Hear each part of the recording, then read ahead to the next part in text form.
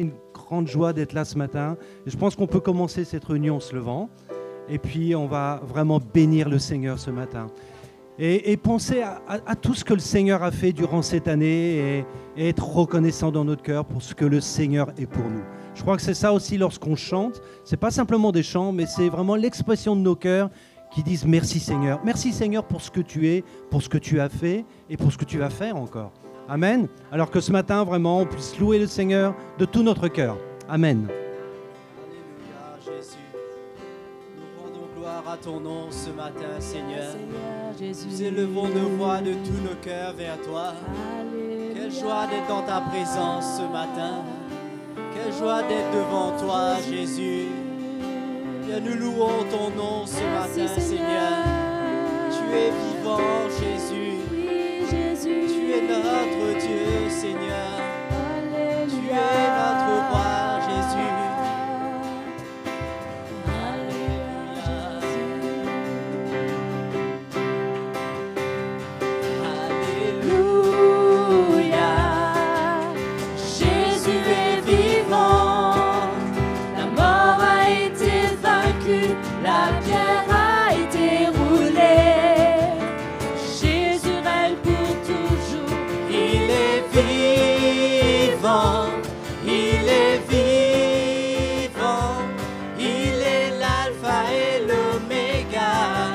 Le premier, le dernier, il a vaincu le péché et il règne en majesté.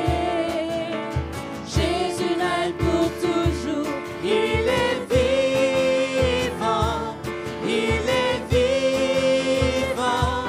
Alléluia, Jésus est vivant, la mort a été vaincue. La pierre a été roulée. Jésus règne pour toujours. Il est vivant. Il est vivant. Il est l'alpha et l'oméga, le premier, le dernier. Il a vaincu le péché et il règne en majesté. Jésus règne pour toujours. Il est vivant, il est vivant, alléluia, Jésus est vivant, alléluia, alléluia, Jésus est vivant, alléluia, alléluia, Jésus est vivant, alléluia. Jésus, tu es vivant, Seigneur. Nous te rendons gloire, Seigneur. J'entrerai dans ses portes, le cœur rempli de louanges. J'entrerai dans ses parvis en chantant. Je dirai, c'est la journée que le Seigneur a fait. Je me réjouirai car il m'a sauvé, il m'a sauvé. Oui, il m'a sauvé. Oui, il m'a sauvé. Je me réjouirai car il m'a sauvé, il m'a sauvé. Oui, il m'a sauvé. Oui, il m'a sauvé. Je me réjouirai car il m'a sauvé. J'entrerai dans ses portes, le cœur rempli de louanges. J'entrerai dans ses parvis en chantant. Je dirai, c'est la journée que le Seigneur a fait. Je me réjouirai car il m'a sauvé, il m'a sauvé. Oui, il m'a sauvé. Oui, il m'a sauvé. Je me réjouirai car il m'a sauvé, il m'a sauvé.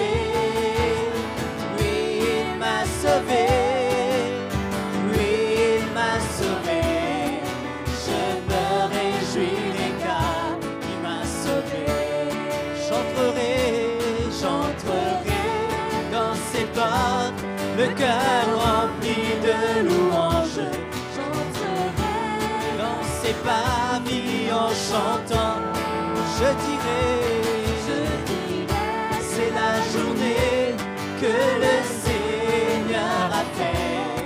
Je me réjouirai car il m'a sauvé, il m'a sauvé. Oui, il m'a sauvé. Oui, il m'a sauvé. Je me réjouirai car il m'a sauvé, il m'a sauvé. Oui, il m'a sauvé. Oui, il m'a sauvé. Je me réjouirai car, je me réjouirai car, je me réjouirai car il m'a sauvé. Alléluia. Alléluia. Nous bénissons le nom du Seigneur ce matin. Je crois qu'on peut acclamer encore le Seigneur.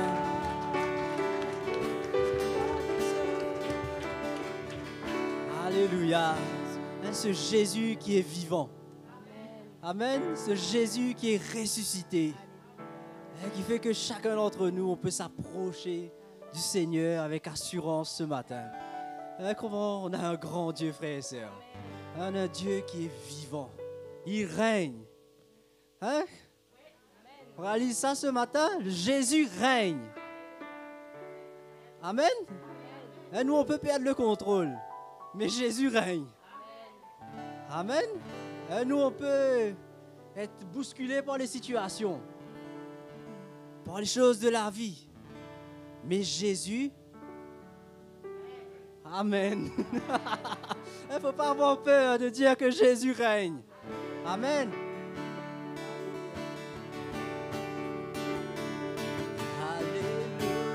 Alléluia.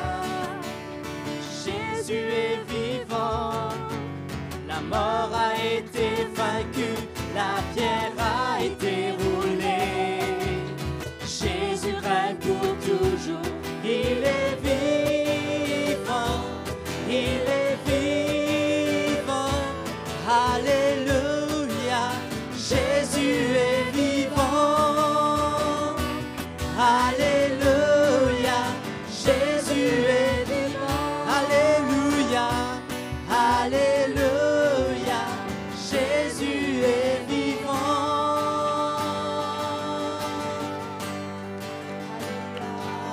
Alléluia, tu es vivant, tu règnes au-dessus de tout, Seigneur. Alléluia, Jésus. Ton amour est si grand, il ne change jamais.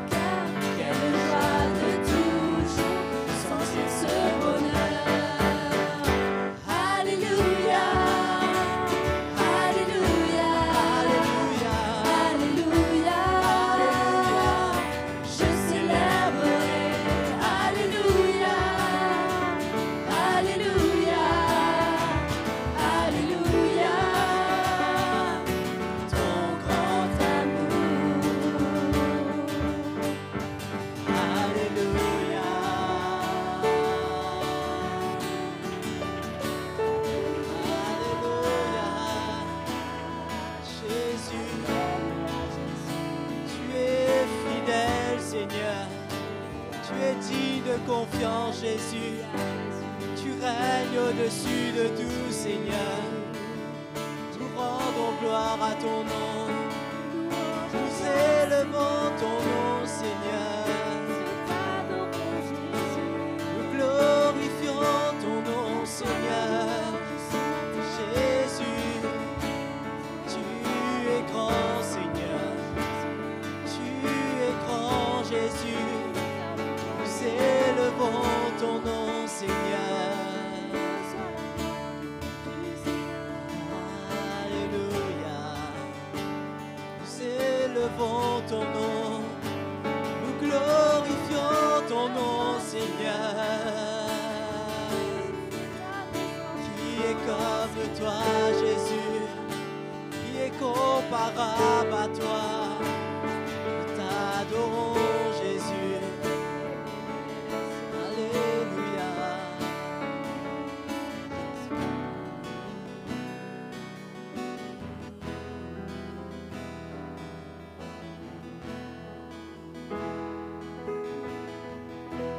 Dieu, tu es grand, digne d'être loué, digne d'être loué.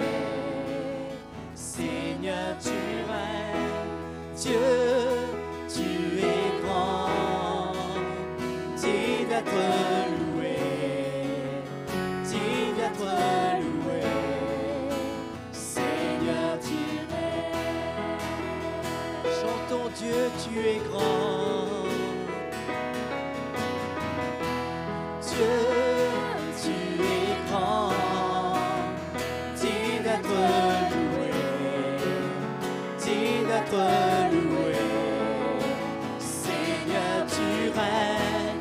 Dieu, tu es grand, digne d'être loué, digne d'être loué.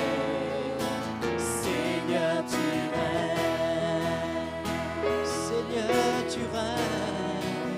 Seigneur, tu règnes.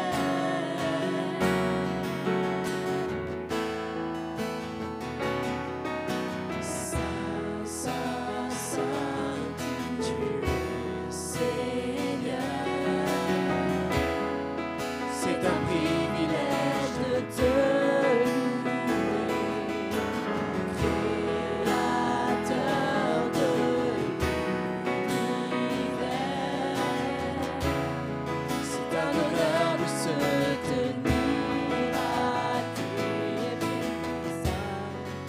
Reconnaissant, j'élève mes mains vers toi.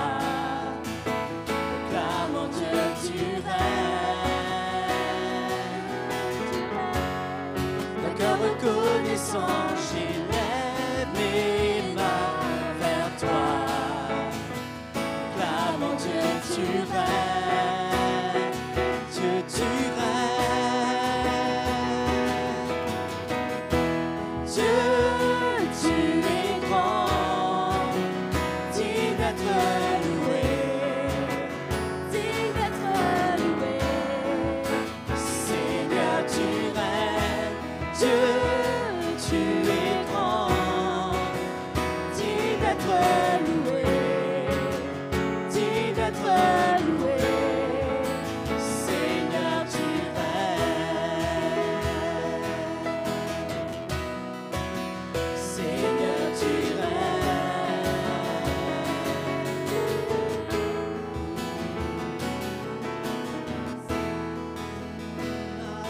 Alléluia.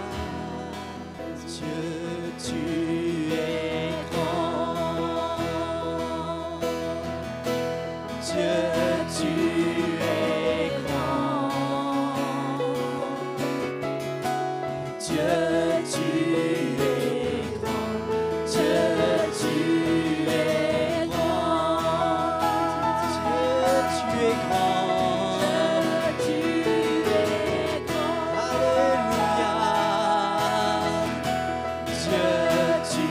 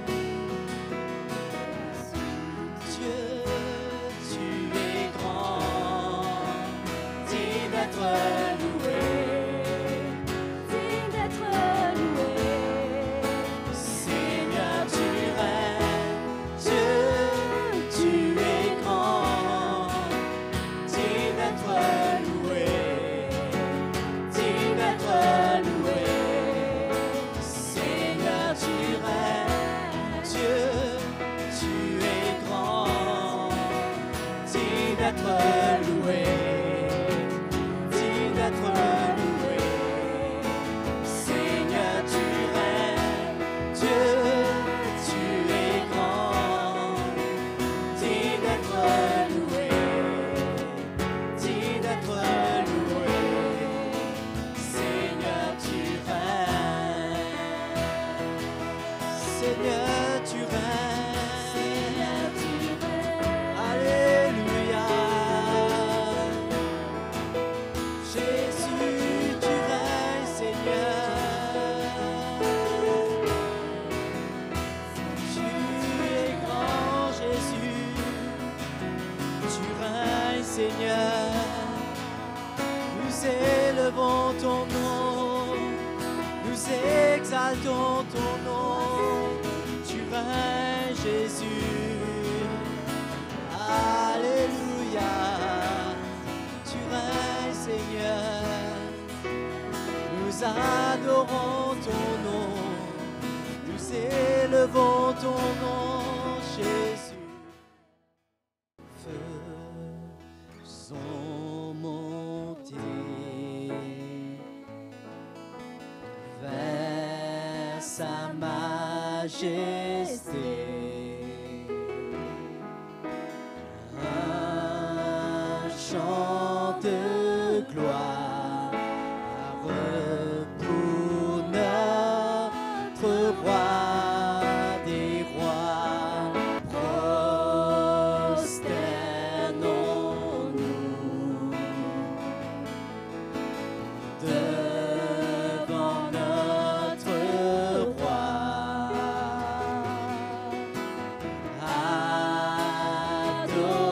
Adorons-le de tout notre cœur. Faisons monter vers sa majesté un chant de gloire pour notre roi des rois. Prosternons-nous, prosternons-nous devant notre roi.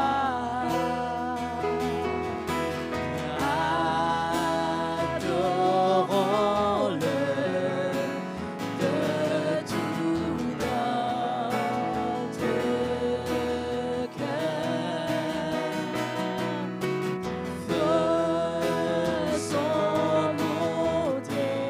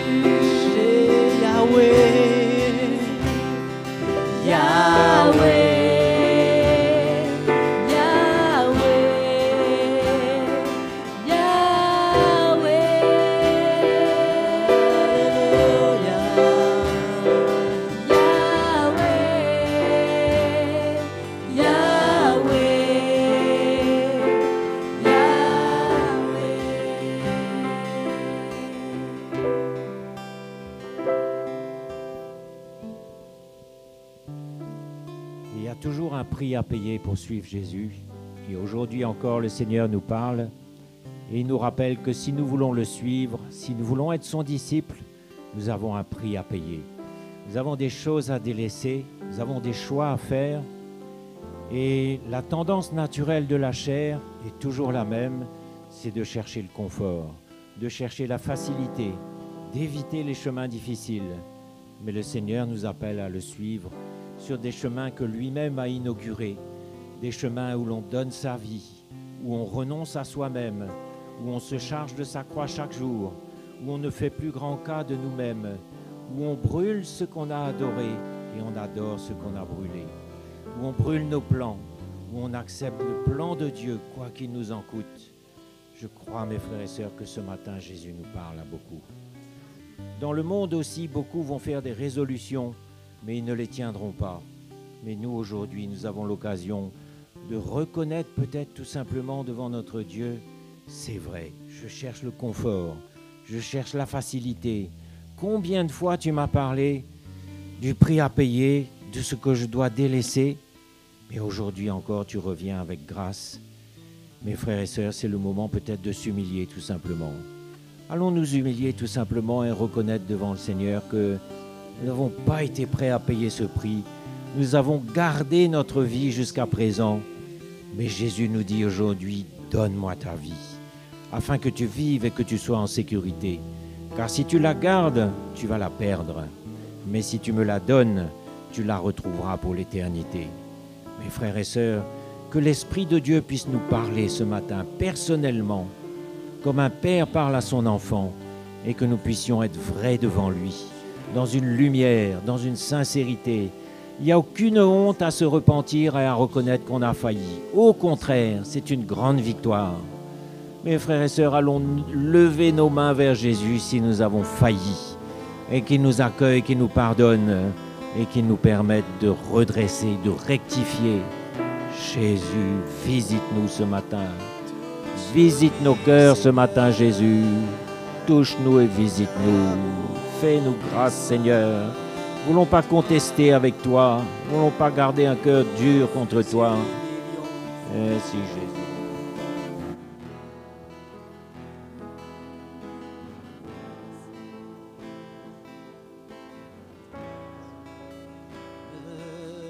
Voici, Seigneur. Me voici, Seigneur. Me voici, Seigneur. Me voici. Me voici, Seigneur. Me voici, Seigneur. Me voici, Seigneur. Me voici. Je te servirai. Je te servirai de tout mon cœur. Je te servirai de toute ma force. Je te servirai avec ce que je suis. Me voici. Je te servirai. Je te servirai de tout mon cœur. Je te servirai de toute ma force. Je te servirai avec ce que je suis. Me voici. Me voici. Me voici. Me voici. Me voici. Me voici. Me voici. Me voici. Me voici. Je veux t'adorer. Je veux t'adorer de tout mon cœur. Je veux t'adorer de toute ma force. Je veux t'adorer avec ce que je suis. Me voici. Me voici. Me voici. Me voici. Me voici, Seigneur. Me voici, Seigneur. Me voici. Me voici. Me voici. Me voici,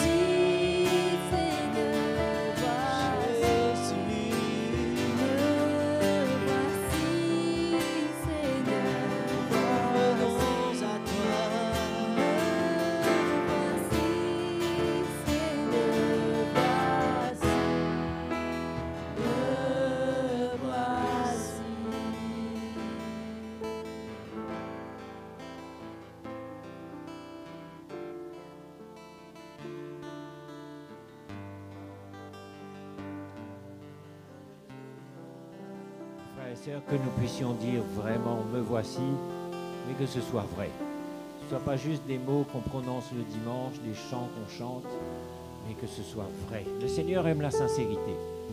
Il aime qu'on reconnaisse qu'on n'est pas autre chose que ce que l'on est. Et il est capable de nous transformer. D'accord? Là, voilà une bonne base sur laquelle on peut aller plus loin ce matin. Est-ce que vous pouvez ouvrir vos Bibles dans Luc 22 au verset 24 et on va lire. Luc 22. Il s'éleva aussi parmi les apôtres une contestation. Lequel d'entre eux devait être estimé le plus grand? Jésus leur dit, Les rois des nations les maîtrisent, et ceux qui les dominent sont appelés bienfaiteurs. Qu'il n'en soit pas de même pour vous, mais que le plus grand parmi vous soit comme le plus petit, celui qui gouverne comme celui qui sert. Car quel est le plus grand, celui qui est à table ou celui qui sert? N'est-ce pas celui qui est à table? Et moi, cependant, je suis au milieu de vous comme celui qui sert. Vous êtes ceux qui avez persévéré avec moi dans mes épreuves. C'est pourquoi je dispose du royaume en votre faveur, comme mon Père en a disposé en ma faveur, afin que vous mangiez et buviez à ma table dans mon royaume, et que vous soyez assis sur des trônes pour juger les 12 tribus d'Israël. Alors ici, il est question de l'humilité et il est question du service. Et je voudrais parler aujourd'hui du service, parce que le Seigneur nous a sauvés, merveilleux, il a effacé nos dettes, il a pardonné nos péchés, il nous a plantés dans son Église, mais maintenant, dans quel but il a fait tout ça? Qu'est-ce qu'il attend de nous? C'est clair, mes frères et sœurs, qu'il attend de nous qu'on le serve. Le Seigneur nous a sauvés pour qu'on le serve. Et il faut que ce soit bien clair. Tout à l'heure, on chantait « Je te servirai avec toute ma force, je te servirai, je te servirai ». C'est un chant, mais si ce n'est qu'un chant, on est les plus malheureux des hommes. Mais je crois qu'il doit y avoir un cri du cœur qui se manifeste en nous, quelque chose qui sort de nous, où on dit « Seigneur, je te servirai ». Pourquoi? Parce qu'il y a deux choses dans notre cœur. D'abord la reconnaissance et ensuite la volonté de glorifier Jésus. La reconnaissance, c'est-à-dire que quand on sait où on était et où on est aujourd'hui, quand on commence à voir un peu l'horreur du péché que le Seigneur nous a pardonné et dont il a subi les conséquences lui-même au lieu que ce soit moi, il est mort à ma place. Quand on commence à comprendre tout ça, on a une reconnaissance qui nous saisit et on se dit, mais c'est pas possible que je garde ma vie maintenant, après un tel geste, après un tel amour répandu sur ma vie.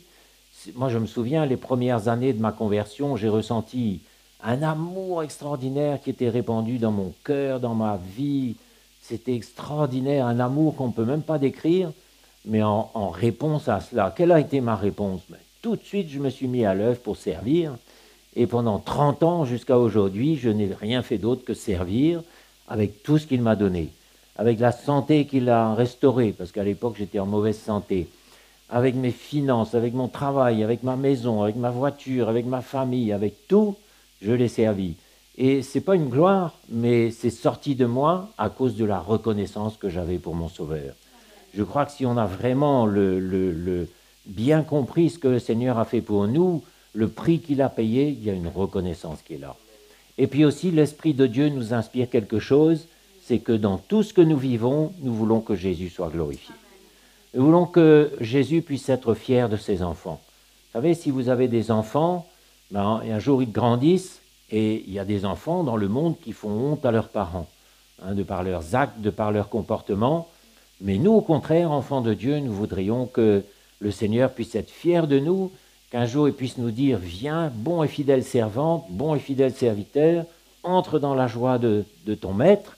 Tu m'as servi, tu m'as aimé, tu m'as donné gloire, tu as accepté de payer un prix pour me servir. Viens maintenant, assieds-toi à ma table et participe à ce grand banquet que nous allons vivre après. » C'est extraordinaire.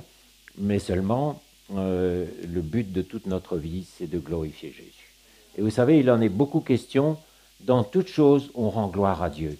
Je suis en bonne santé, gloire à Dieu. Je suis malade, j'ai la foi, il me guérira, ou même s'il ne me guérira pas, il y aura une grâce qui m'aidera à persévérer, gloire à Dieu. J'ai, je n'ai pas, j'avais, je n'ai plus.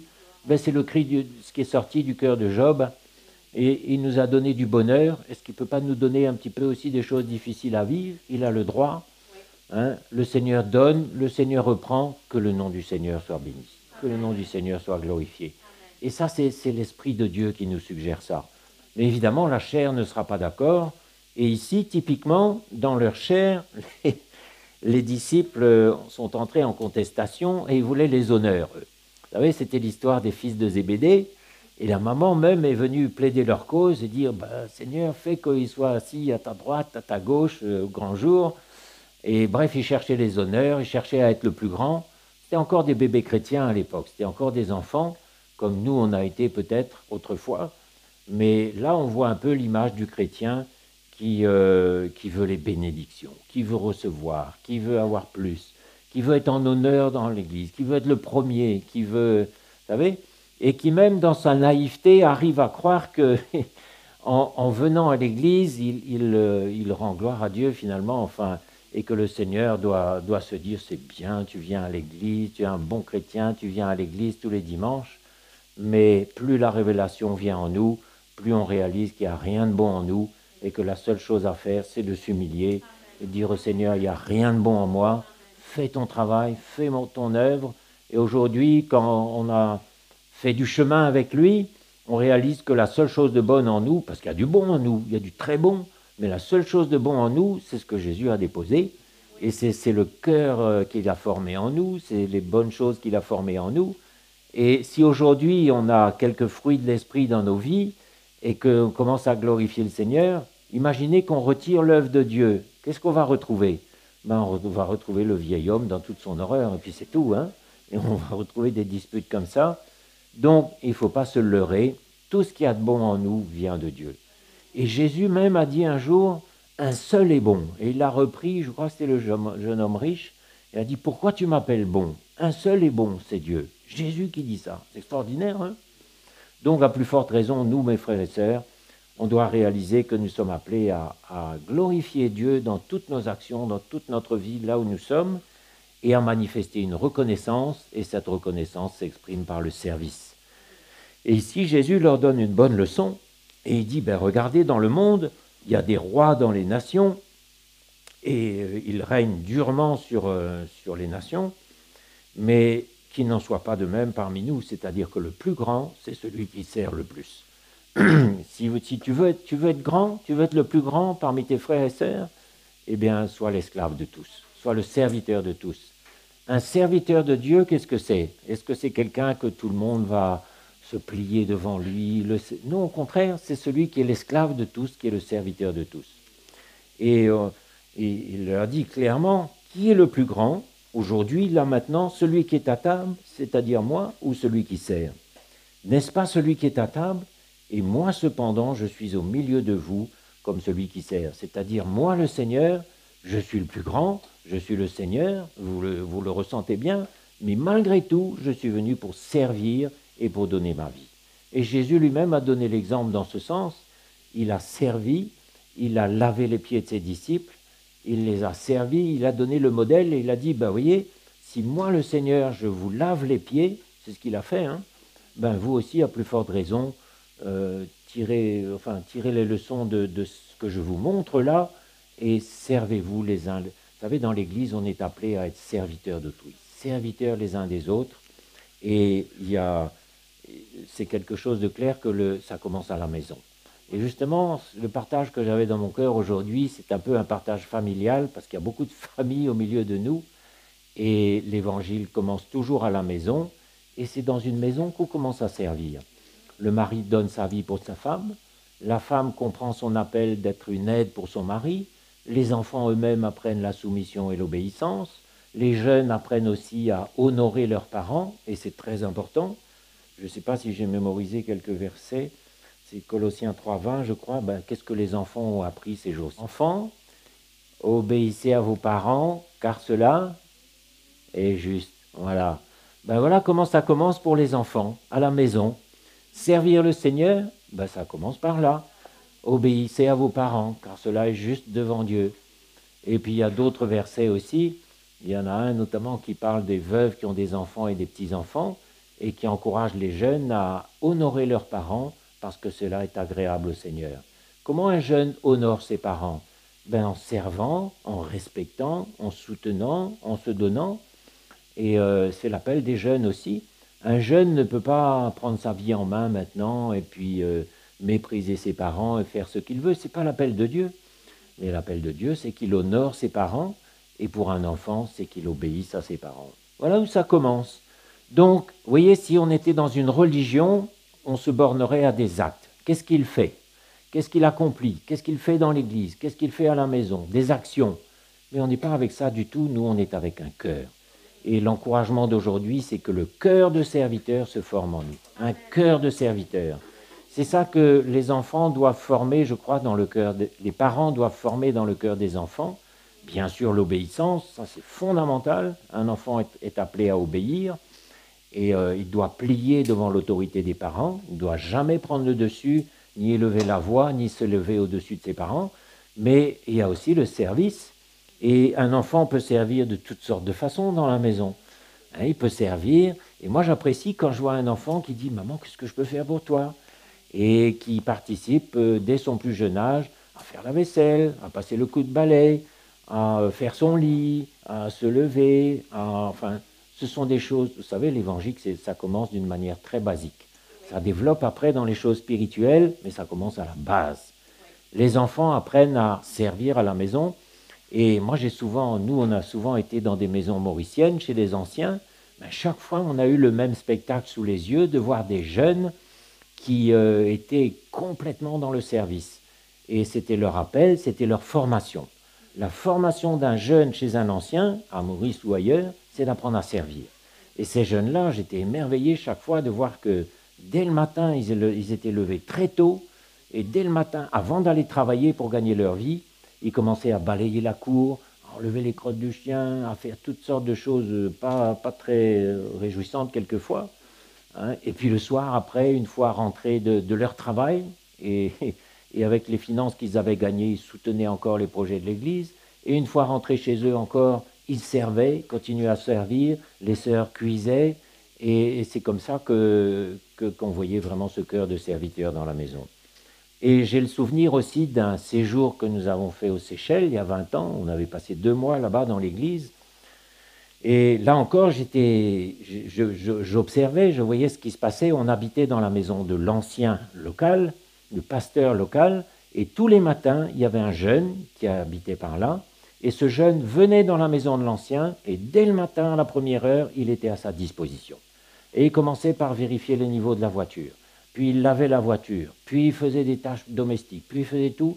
Il venait, il était au pied de l'ancien pour apprendre, pour être formé, pour donner sa vie, pour servir. Et c'est comme ça qu'un cœur de serviteur s'est formé en lui. Et aujourd'hui, 20 ans après, il est serviteur de Dieu. Il est ancien, il a 2 enfants, et il est toujours à l'île Maurice d'ailleurs, mais il a appris ce cœur de serviteur dans la maison où il a servi. Et on a l'exemple d'Élie et Élisée. Je vous parle beaucoup d'Élie et Élisée, c'est très instructif. Quand Élie est venu chercher Élisée, on nous dit que tout de suite, il a répondu à l'appel. Il a brûlé le char, découpé les bœufs, il a offert le tout en sacrifice, il a nourri la foule, et tout de suite, il a suivi Élie et il le servit. On nous dit, il fut à son service. Il fut à son service. Et pendant des années, Élisée était réputé comme celui qui verse de l'eau sur les mains d'Élie. Il était son serviteur. Exactement comme Josué auprès de Moïse. Exactement la même chose. Tous les serviteurs de Dieu ont commencé par servir dans des choses, des petites choses, des choses insignifiantes. Et Élisée était le serviteur d'Élie, il le suivait partout, il lavait ses mains. Et bon, il n'y a pas de détails qui soient mentionnés, mais c'est comme ça qu'il a appris. Et regardez ce qu'il est devenu par la suite. Hein? Et pour vous citer un autre exemple, parce que les exemples, ça aide à comprendre. Hein. C'était en 2008, ma femme et moi, on a été invités à aller à un camp de jeunes à l'île Maurice. Pas un petit camp de jeunes avec 30 jeunes, hein, il y avait 300 jeunes. Un grand camp de jeunes à Bellemare. Et pour ma part, ce qui m'était demandé, c'était d'être le serviteur de tous. C'est-à-dire que le matin, très tôt, vers 6 heures, je me levais, et je faisais partie de l'équipe qui allait disposer les jeux sur le terrain, préparer les jeux, et puis ensuite on écoutait les marshals qui nous expliquaient comment animer ces jeux, comment les organiser, etc. Pendant toute la journée, ensuite, on était en train de remplir notre rôle de marshal pour animer les jeux, les différents stands. Le soir, on enlevait le matériel. Entre-temps, quand j'avais un petit peu de temps, qu'est-ce que je faisais ? Je passais la serpillière dans les couloirs du dortoir. Je nettoyais les toilettes dans le dortoir, j'étais l'esclave de tous, j'étais couché le dernier, je me couchais vers 11h du soir, et je dormais sur un petit matelas épais comme ça, par terre, et pendant toute la nuit, parce qu'il faisait très chaud, il y avait des petites bestioles qui passaient par-dessus ma tête, des mouches, des rampons, des cafards, etc. Et j'étais le plus heureux des hommes, j'étais l'esclave de tous, le serviteur de tous. Et vous savez ce qui s'est passé quelques semaines plus tard? J'ai été nommé ancien. C'était en 2009. Je crois que c'était 1 an après à peu près. Donc, sans m'en rendre compte, parce que moi j'y allais, va, tu viens au camp de jeunes? Oui, je viens, c'était mon cœur, c'est tout. Je ne savais rien du tout. J'étais allé, mais dans le cœur du Seigneur, il y avait un test. Il y avait un test. Est-ce que tu vas être capable? Est-ce que tu es prêt à servir, mais vraiment servir comme un esclave, et à nettoyer les toilettes, à passer la serpillière, à faire tout, à être l'esclave des jeunes, à servir les jeunes, à servir les anciens? Voilà qui a été mon examen de passage. La théologie, je ne connaissais pas grand-chose. L'école biblique, j'ai jamais fait, j'ai toujours pas fait d'ailleurs, et je ne serai jamais un théologien, mais voilà quel a été mon test, mon examen de passage, le service, l'esclave de tous au service de tous. Et ma joie depuis que le Seigneur m'a appelé, ça a toujours été ça, et ma femme pareil, de servir avec tout ce que tu m'as donné, Seigneur. Et dans l'Église, il y a beaucoup de choses à faire, et en même temps, ce n'est pas tellement les choses à faire, mais rechercher un cœur qui va vous rendre sensible pour voir quel est le besoin. Et quand on est concerné par l'Église, on est sensible, on voit les besoins. Mais quand on n'est pas sensible, pas concerné, quand on est chez nous, quand on est dans notre confort, comme on disait tout à l'heure, on ne voit pas les besoins. Il peut y avoir des besoins, on ne voit pas. Mais quand on est aux premières loges, investi dans le service, on voit tout de suite ce qu'il y a à faire. Et moi, ça me sidère toujours quand je vois un besoin matériel, même quelque chose qui est à faire, et je me dis, mais il n'y a que moi qui vois là ou quoi, hein? Donc, je crois que cette sensibilité vient, et c'est ça qui est merveilleux, de voir des frères et des sœurs qui ont grandi, qui se sont impliqués, qui se sont donnés, et maintenant, l'appel de ceux qui sont vraiment concernés, c'est d'être tout le temps là quand ça se passe, d'être dans le service, et en même temps, ce n'est pas une loi. Je ne veux pas mettre une loi sur personne, que personne ne se condamne, mais qu'au moins quelque chose commence en nous aujourd'hui, ou se confirme si ça a déjà commencé, parce que notre appel, c'est de servir. Je vais lire avec vous dans, justement, 1 Roi 19. Je vais lire ce dont je vous parlais tout à l'heure, 1 Roi 19, verset 21. Après s'être éloigné d'Élie, Élisée revint prendre une paire de bœufs qu'il offrit en sacrifice avec l'attelage des bœufs. Il fit cuire leur chair et la donna à manger au peuple. Puis il se leva, suivit Élie et fut à son service. Vous voyez la simplicité de l'Évangile? Il n'y a pas de discussion, il n'y a pas de contrat, il n'y a pas de questions, mais qu'est-ce qu'on voit ici? On voit aussi le temps de Dieu. C'est-à-dire que dans le calendrier de Dieu, il y a des temps et des moments qu'il faut savoir discerner. Et peut-être j'ai le désir de devenir quelque chose, ou j'ai le désir de servir Dieu dans une plus grande dimension, peut-être de prêcher l'Évangile, c'est super tout ça. Mais il y a des tests, il y a des moments où il faut savoir apprendre, des moments où il faut savoir donner sa vie, et il y a un moment ensuite où le Seigneur nous dit « Allez, c'est maintenant ». Et si dans notre zèle maintenant et notre immaturité, on devance ce temps, maintenant on court devant le Seigneur, mais on va se fatiguer, on ne va pas accomplir la volonté de Dieu, ni sa justice, et on va être déçus nous-mêmes. Il faut savoir accompagner le temps de Dieu. Et là, Élisée avait certainement une soif dans son cœur de servir le Seigneur dans une grande dimension. Je suis sûr qu'il ressentait ça dans son cœur, ça brûlait, mais il avait la patience d'attendre. Et là, ce n'est pas lui qui a été le déclencheur, mais c'est Élie qui est venu le chercher, qui lui a dit « Viens ». Et là, quand il est venu, Élisée était prêt, il n'y a pas eu une demi-question, il n'y a rien eu de tout ça, et il a brûlé son outil de travail, son travail finalement, mais n'allez pas quitter votre travail comme ça en vous disant « Le Seigneur m'appelle, maintenant je vais servir, le Seigneur pourvoira ». Ah non, ça ne marche pas comme ça. D'abord, l'appel n'est pas le même sur ma vie que sur la vôtre, n'est pas le même sur telle sœur que sur telle autre. Il faut être sensible pour discerner l'appel de Dieu, le temps de Dieu, mais en tout cas, c'est dans le service que nous sommes appelés à travailler. Et voyez comment la première partie de la vie d'Élisée était quelque chose de très, très banal, hein. Il labourait les champs, il avait des bœufs, une charrue, il labourait, il était dans son travail. Et un jour, le Seigneur est venu le chercher et il a été au service d'Élie. C'est le Seigneur qui connaît l'appel qui est sur nos vies, mes frères et sœurs. Lui seul connaît. Il sait à quoi il nous a appelés. Et c'est pour ça qu'il ne faut pas chercher à être quelque chose par nous-mêmes, ni à se comparer. Je ne veux pas me comparer à mon frère ni à ma sœur. N'essayez pas de vous comparer. Et vous voyez, si on prend le service à la lettre, ben on va mesurer celui qui en fait le plus. Oh ben lui, il en fait plus. Elle en fait plus. Donc on va lui donner des honneurs, des mérites. Mais ça ne marche pas comme ça. Parce que vous savez, on flaire. Ceux qui sont dans l'esprit discernent tout de suite ceux qui font des œuvres pour avoir des récompenses ou pour être vus, pour être remarqués. Et ceux qui ont vraiment un cœur de serviteur qui se forme. Et un cœur de serviteur, ça se forme, ça se travaille, c'est un bon parfum. Et quand on voit ça, ben on voit l'œuvre de l'Évangile tout simplement. On voit l'appel de Dieu, on voit l'œuvre de l'Évangile, on voit les étapes qui se manifestent, mais on n'est pas là pour être vu, mes frères et sœurs. N'essayez pas de faire des choses, de faire le ménage pour que le pasteur vous voie, ou de faire ci ou ça pour être remarqué, ou même pour être remarqué du Seigneur. T'as vu, Seigneur, j'ai fait ça? Parce qu'on peut avoir aussi ce calcul, ce raisonnement, de faire les choses comme pour être vu même de Dieu. Seigneur, t'as vu, je sais bien, hein, j'ai fait tout ça. Mais le Seigneur nous montrera vite qu'il n'y a rien de bon en nous, mais que, au contraire, c'est son œuvre qu'il faut rechercher pour que le cœur de serviteur se forme en nous. Et quand c'est là, c'est merveilleux. Un serviteur de Dieu, c'est un serviteur. Mais il y a aussi une suite. Vous avez lu la fin du passage tout à l'heure. Vous êtes de ceux qui avaient persévéré avec moi dans mes épreuves, verset 28. Donc le Seigneur attache une grande importance à nous voir persévérer avec lui dans nos épreuves. C'est comme quoi l'appel de Dieu ne se fait pas en quelques jours. Vous êtes de ceux qui avaient persévéré avec moi. C'est pourquoi je dispose du royaume en votre faveur.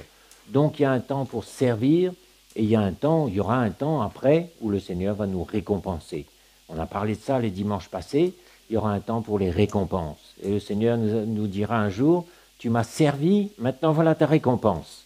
Tu as fait de ton mieux avec le talent ou les 5 talents ou les 10 talents que je t'avais donnés, maintenant voilà ta récompense. Moi je crois que dans le siècle à venir, il y aura des récompenses. Et le Seigneur lui-même, quand il est venu pour être le serviteur de tous et le modèle, ben c'est pas son appel pour toujours, au contraire, aujourd'hui, les anges le servent, toute la création l'adore, tout. Donc il y a un temps pour tout, mais aujourd'hui c'est le temps de servir. Demain ce sera le temps des récompenses. Et je dispose du royaume en votre faveur, comme mon Père en a disposé en ma faveur, afin que vous mangiez et buviez à ma table dans mon royaume. Voilà la finalité, c'est de s'identifier avec lui aujourd'hui pour manger à sa table dans son royaume un jour.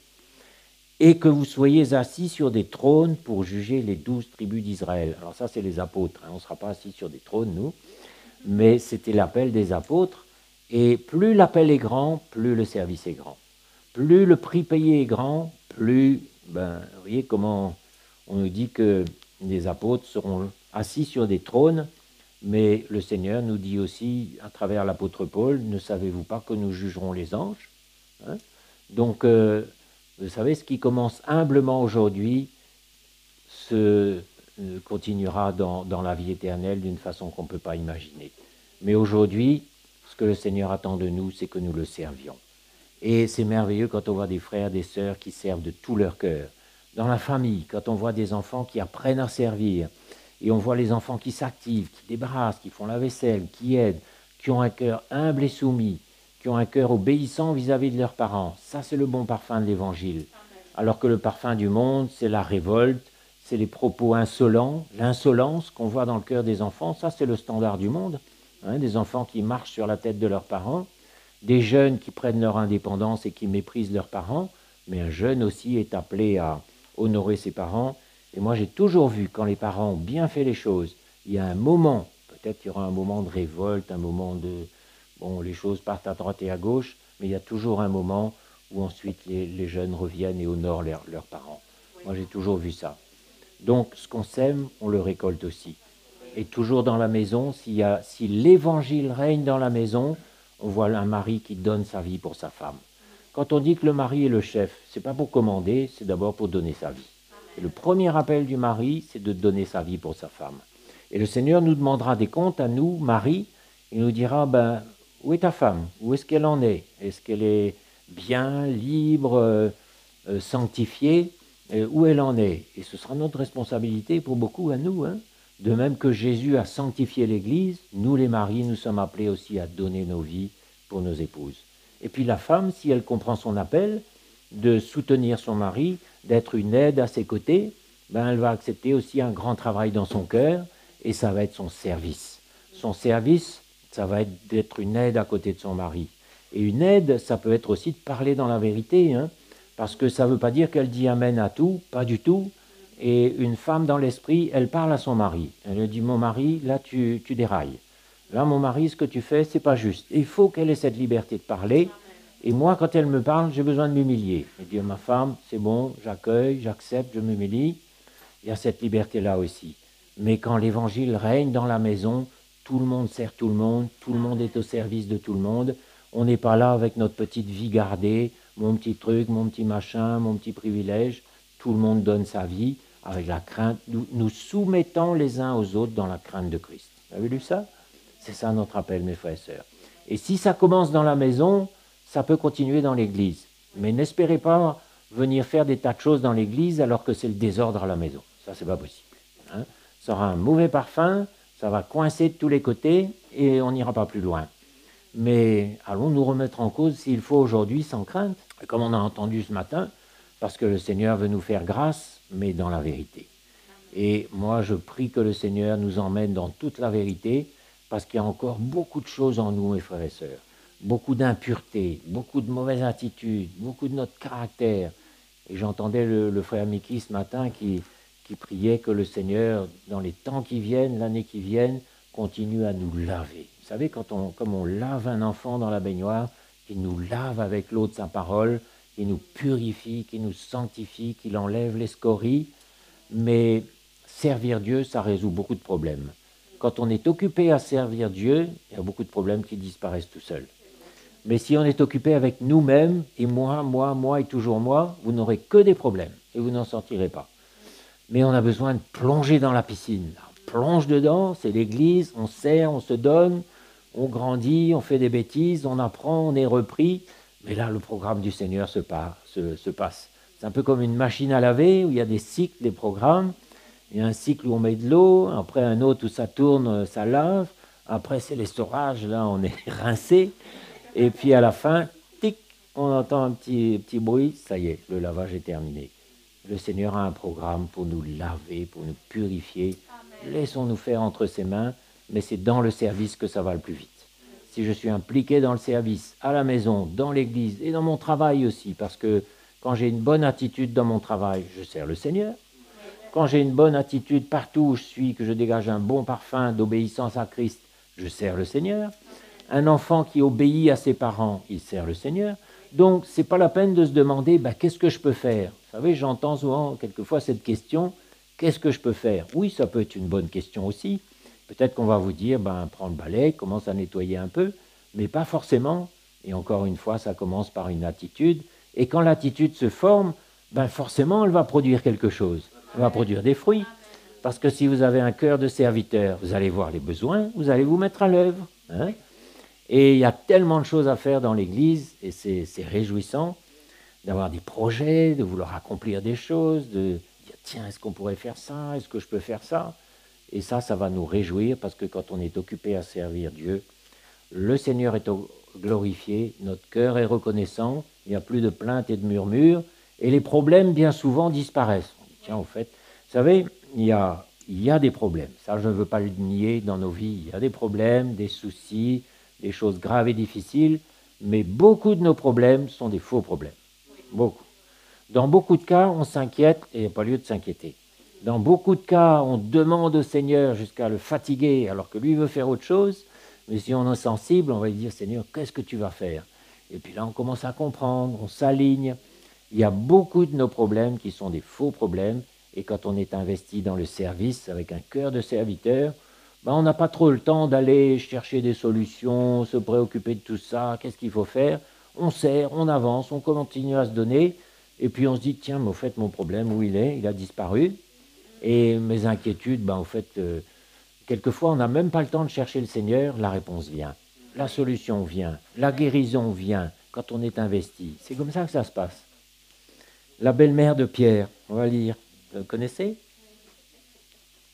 Luc 4, verset 38. En sortant de la synagogue, Jésus se rendit à la maison de Simon. Simon-Pierre bien sûr.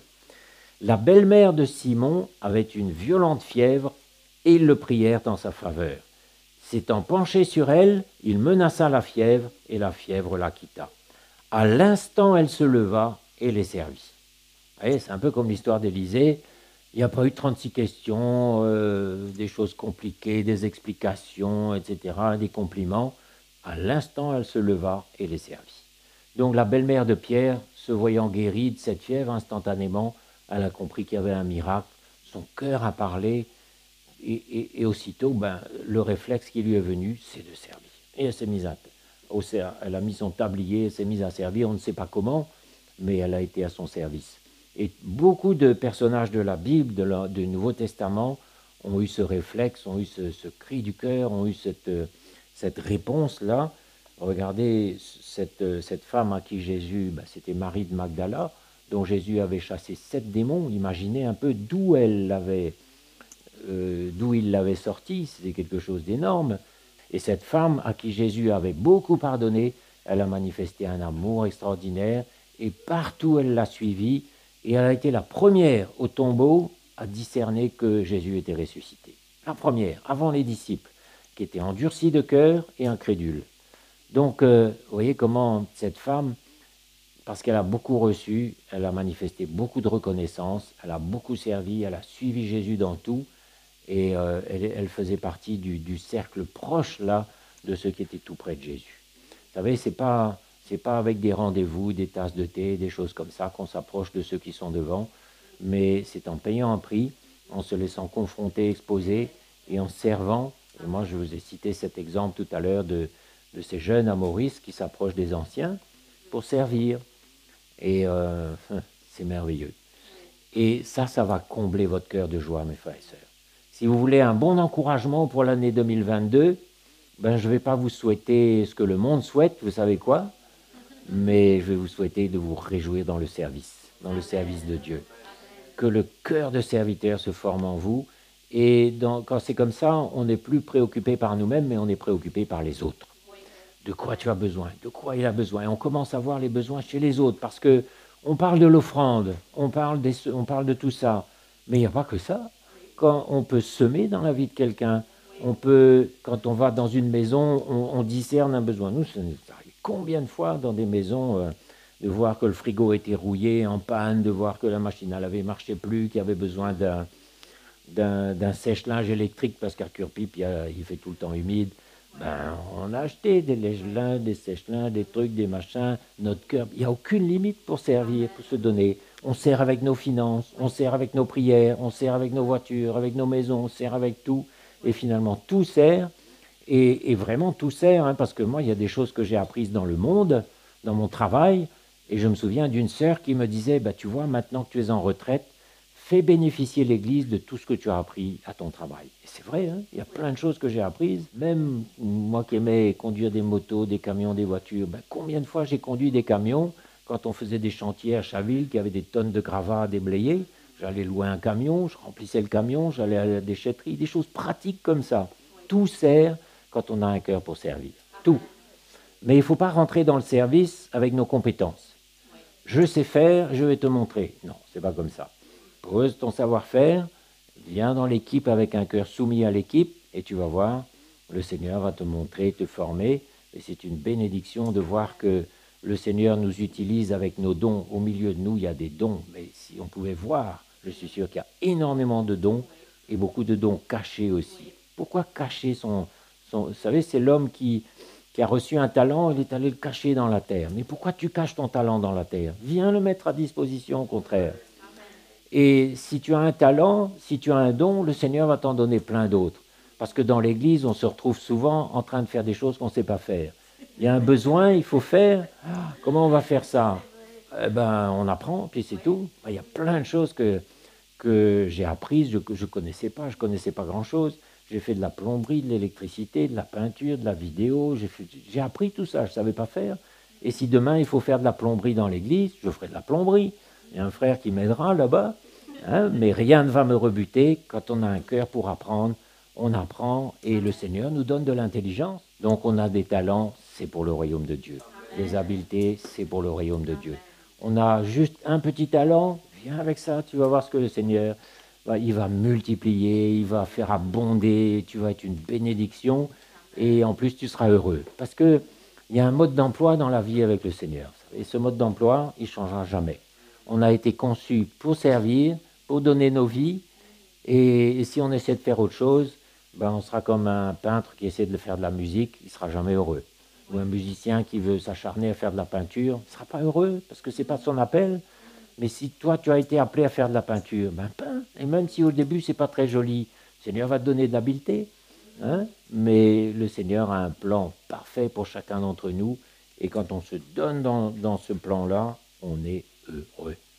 Et c'est notre préparation pour le siècle à venir. C'est notre qualificatif. Et c'est merveilleux quand on voit des serviteurs de Dieu qui ne sont pas là pour être servis, mais pour servir. Et dans l'Église, c'est triste de voir des responsables d'Église, bien souvent, qui finalement, il faut s'occuper d'eux, il faut tout faire pour eux, ce sont les rois. Mais alors que le Seigneur lui-même s'est abaissé, il a mis un tablier autour de ses reins, il a servi ses disciples, il a été le modèle dans tout cela. Mais d'où ça sort tout ça? Donc, on a un modèle devant nous, non? Et ce modèle, en plus, vous allez voir, ça va nous rendre heureux. Donc, voilà le petit encouragement que j'avais sur mon cœur ce matin. Et je crois que c'est un bon petit programme, non? Donc, ceux qui ont une famille, que l'Évangile règne de plus en plus en 2022 dans vos maisons. Et quand on va chez vous, on va ressentir un bon parfum de vie donnée. Chacun donne sa vie pour l'autre. Maman, de quoi tu as besoin? Mon mari, de quoi tu as besoin? Ma femme, tu es fatiguée, assieds-toi, je vais faire à ta place. On est sensible à celui qui est à côté de nous. Et même si on est tout seul, même si on est loin, qu'on est sur Internet parce qu'on n'a pas d'église, on peut toujours servir. Et moi, j'entends des sœurs qui habitent loin, qui n'ont ni église, ni rien de tout ça, ni communion fraternelle. Elles vont apporter la bonne nouvelle à côté, sur leur palier, le voisin, la voisine.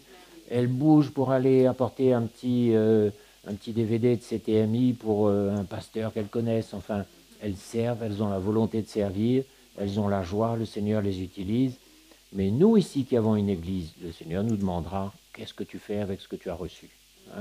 On ne peut pas rester dans le confort, on ne peut pas rester dans la facilité, dans notre maison confortable, mais le Seigneur nous attend pour le servir. Et le Seigneur nous dit, je t'ai sauvé, maintenant sers-moi. C'est du sérieux, mes frères et sœurs. On ne peut pas prendre ça à la légère, le Seigneur attend qu'on le serve. Mais ça commence dans notre cœur. Ça commence par une attitude de cœur que le Seigneur va former, va épurer, va travailler. Mais il faut que ça commence quelque part. Vous êtes d'accord sur cette base-là? Que ça commence quelque part. Et si ça a commencé, gloire à Dieu. Et si même le chantier est bien avancé, gloire à Dieu encore. Et on va avancer et Jésus sera glorifié de voir l'Église investie par le bon esprit de l'Évangile qui règne au milieu de nous.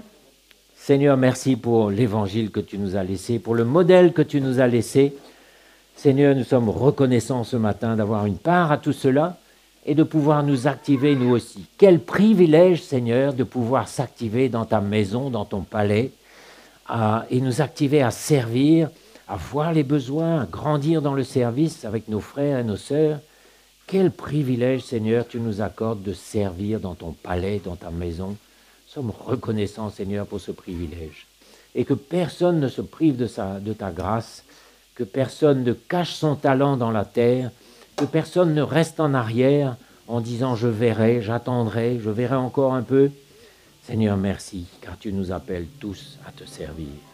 Du plus petit jusqu'au plus grand, depuis les enfants jusqu'aux personnes âgées. Merci Jésus. Pour toi, comme de l'argile entre tes mains, être un instrument. Pour toi, comme de l'argile entre tes mains, être un instrument. Pour toi, comme de l'argile entre tes mains, être un instrument. Pour toi, comme de l'argile entre tes mains. Me voici à nouveau devant toi.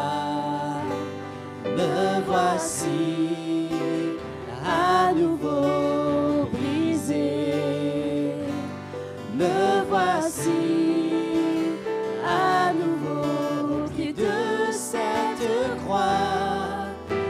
j'abandonne ma vie entre tes mains.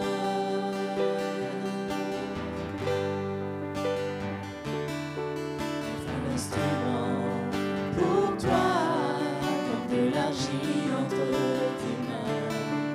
Être un instrument pour toi, comme de l'argile entre tes mains. Pour toi, comme de l'argile entre tes mains. Être un instrument pour toi, comme de l'argile entre tes mains. Me voici à nouveau devant toi. Me voici à nouveau brisé.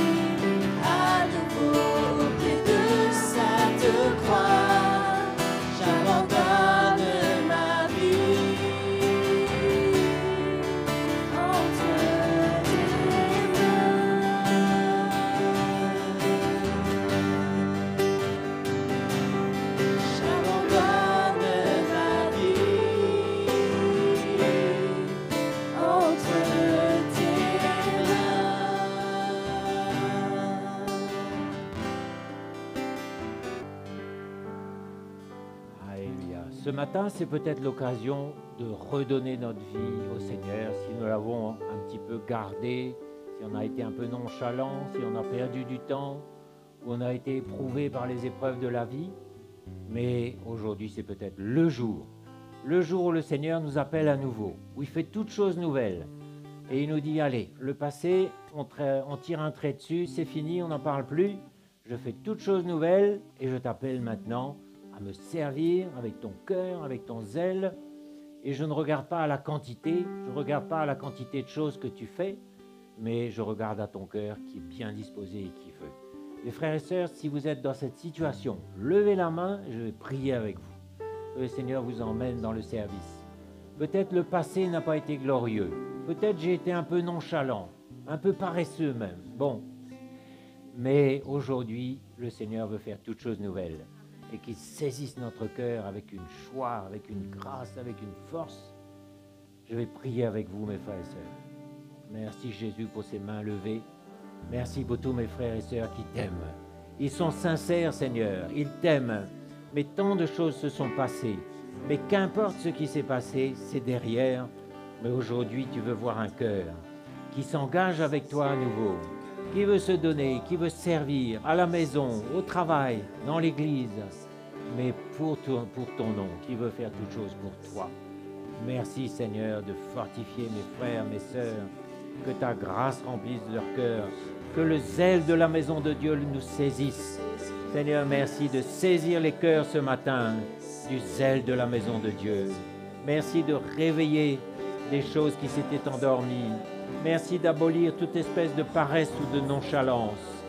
Merci Jésus, tu purifies nos cœurs ce matin, tu nous visites, tu nous relèves, tu remets en selle ceux qui s'étaient découragés.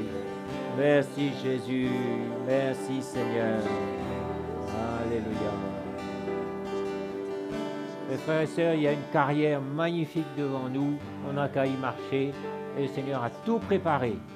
On y va sans réfléchir, comme la belle-mère de Pierre qui n'a posé aucune question, comme Élisée qui n'a posé aucune question. On y va, on sert Jésus et il sera glorifié. C'est bon? Allez, que le Seigneur vous bénisse.